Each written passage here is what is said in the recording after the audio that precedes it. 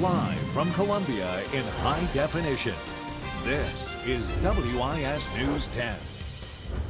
We would know that they had a not so good interaction, and then a couple weeks later you would see them in just complete bliss.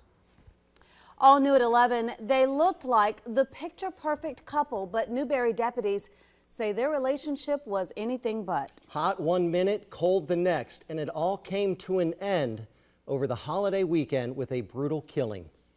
Good evening. Thanks for watching. I'm Ben Hoover. And I'm Judy Gatz. And first at 11 tonight, Alan Koon remains in jail after deputies say he killed his wife and dumped her body near the Broad River. Newberry County Sheriff Lee Foster says the couple called deputies to their home 24 times just in the last 3 years. WIS's Megan Norman joins us live now in the studio tonight with new information. Judy and Ben, Cindy and Alan Koon had a history of domestic disputes. There are reports they would call deputies because he took her cell phone, or he was making harassing calls, or she was using his computer passwords without permission.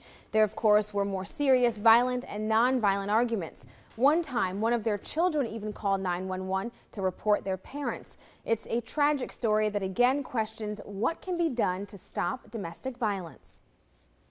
Investigators do not know yet if Cindy Koon lived to see her 42nd birthday. On Friday, her birthday, boaters found Koon's body along the Broad River, buried under some brush. And once we began to work the crime scene, it was obviously that the lady had met her death by a violent situation. Newberry County Sheriff Lee Foster says Koon was beaten, strangled, and cut with a fatal knife wound to her jugular vein. We were able to identify her using forensic processes with fingerprints.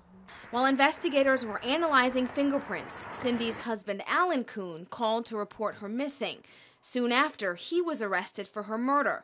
Sheriff Foster says deputies have been called to the couple's Prosperity home 24 times in the last 3 years. Anytime you have that many domestic issues over a relatively short period of time in which you call law enforcement, and you have to understand that many times that, law enforcement would be the last stop, but anytime you have that, of course, it raises red flags.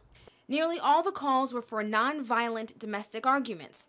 Sheriff Foster says both Cindy and Alan would call deputies. Sometimes they would both call about the same incident. We would be called, we would offer assistance in one fashion or another, and then they would later wind up back together. He says frequently they would separate for brief periods. Cindy reportedly took out a couple of restraining orders but dropped them.